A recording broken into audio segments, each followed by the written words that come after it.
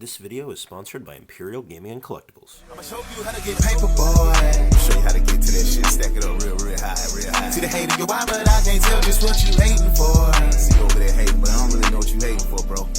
Never really pay attention to what they doing, I just ignore. I don't even really pay attention, man. I'm Stevie Wonder to all that shit.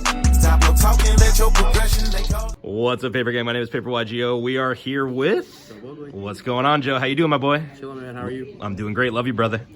All right, man. So, hey, we got a quick Q&A with Joe Bogli here, exclusive on the channel. First of all and foremost, shout out Imperial Gaming and Collectibles, my sponsor. They've got all your TCG and accessory needs, and the staff is the greatest in the game.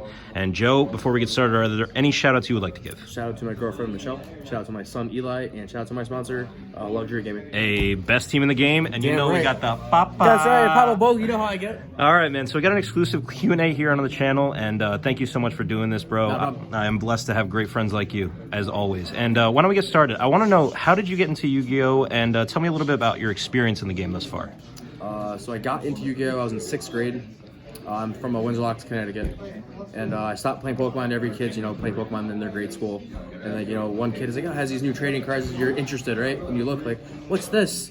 And dude, I was hooked. I was hooked ever since. Obviously, people take breaks here and there in the game, months off at a time. But I've pretty much been not a dedicated duelist, but I've been involved in Yu-Gi-Oh! Competitively for the past 11 years. That's awesome, man. Being a veteran of the game, are there any tips or strategies that you would give to any new players joining the game right now? Play what you're comfortable with. Don't get snake charmed to changing your deck because someone else tells you it's not a good card, or not a good deck, or not a good archetype. Or, dude, it's a game where you're meant to have fun and you're meant to expand your brain and think outside the box. And the more you do that, the better you could possibly be as a duelist. Absolutely, man. What is your best deck or your favorite deck that you've ever played in Yu-Gi-Oh? Goki.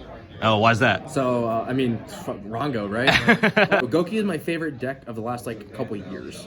My favorite deck of all time is Fire Fist. It's the best. It's the deck that gave me the most success in my early career. I went 11-0 YCS Atlanta, and then 10-1 at the YCS right after in Chicago. So that's the deck I put the most time into playing, while I was still a college student and younger. And then as I got older, I don't play super heavy combo decks anymore besides DDD now because I'm bored with the format. But Goki is definitely probably my favorite deck to pilot in a tournament. So you said you're kind of bored with the format. Why don't you expand on the current format in Yu-Gi-Oh? What are some of your thoughts on it? Format sucks. You can either play the combo decks and scythe your opponent and everything, or you can play the trap decks and not get scythe and not care, Flunder, Eldritch, etc., etc. And if you're not playing either of those kind of decks, you're not gonna have fun. Right. Like how I was saying, the game is meant to be fun. It's meant to be a children's card game. But what child's wanna come and just lose every game? Right. I wouldn't, personally wouldn't. Right. Especially now, with how people saying they want to get involved in Yu-Gi-Oh! It's why? Right. Why do you actually want to sit here through we'll say a 4-round local for an example, and be oh, I can't use my extra the whole turn. Oh, you can I play a card, negate that. But why do you negate it? Because this card says I can. Right. That's not fun for a kid. Right. I'm not saying obviously you shouldn't play the game, but the game's got to change. It's going in the wrong direction based on the power level of the cards that they're releasing. How can Konami mitigate all these power creeping that's going on? The amount of Omni negates, I think, is the problem. Say the base deck, for an example. They have, 3 actual interruptions before they scythe you, or while they scythe you. That's not fun, man. Right. Herald, and Borla, and then they have Hoppier for Baron. That's 3 interactions before they scythe you. Right. To me, that's not Yu-Gi-Oh! That's not Yugi summoning fucking Dark Magician. You know what I mean? Yeah, right. That's not how every person envisions them playing Yu-Gi-Oh! Right. Granted, a competitive standpoint, that's how it is, and we all have to accept that if you want to play competitively. But if you're trying to be a casual player, it's just not going to be fun. Man. Don't get me wrong, I love casual players. I play casual nights at some locals. It's a fun experience because there's no power level of cards. It's actually a battle of attrition. It's you're playing old cards, and have fun for the night. That's what Yu-Gi-Oh! Is really supposed to be. And that's where you would broadcast it to a younger generation of players in a sense. So even say I'm turning 31. It's people from my age in their 20s were oh, let's play hat format or something like that. That was different Yu-Gi-Oh! Compared to Cyclock. Right.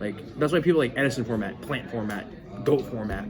Those are fun for the older players who don't want to not play Yu-Gi-Oh! What is your favorite older format that you like to play? Anything that I've played through. I have my friend George Orlando who's playing in the tournament. He has a YouTube channel, YGO History. A lot of his old things, he always says in general, I like playing old formats that I just lived through. Like, so I started playing Yu-Gi-Oh! In like 6th grade. I was like 2002 or 2003. But like competitively, I started 2010.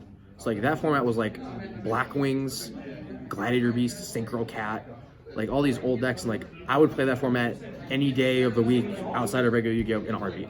Awesome. Like dude. any like actual format I played through, I would go back and play anytime. That's So I don't have a favorite format of all time. I don't. Right. Just any format that you've lived through and played Yeah, through. like and it's not because of like I don't enjoy like current format or enjoy like certain formats more than others.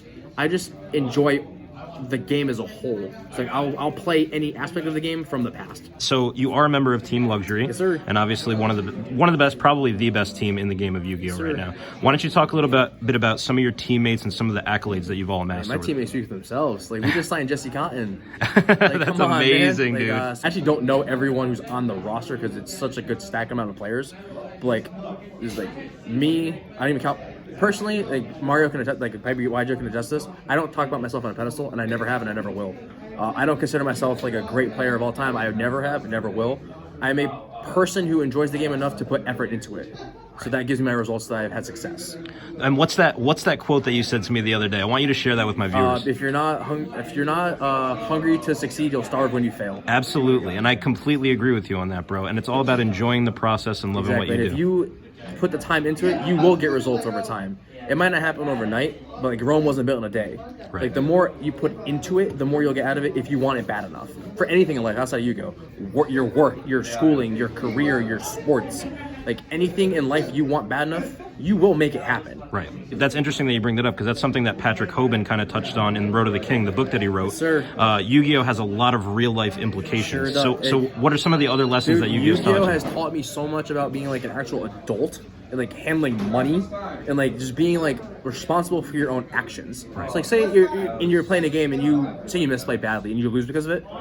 You might not happen again, but like say in real life, you'll think about it as like you're making a misplay in life and that won't happen again. You can use money, you can use a car, you can use your work. Like there's a lot of applications where you think outside the box that strive from Yu-Gi-Oh! Right. And that just makes you a better person, right? Better person overall. Better duelist, better way of living life.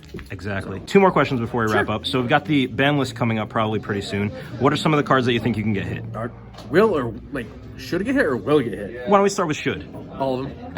Regarding Bring the back game. Maxi to 3. Hot take.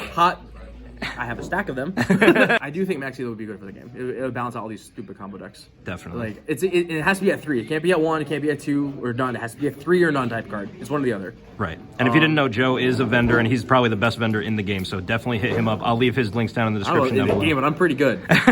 Another thing, Artifact Scythe's got to go. Like Dagda can stay. That doesn't matter. DPE can stay. Not a problem.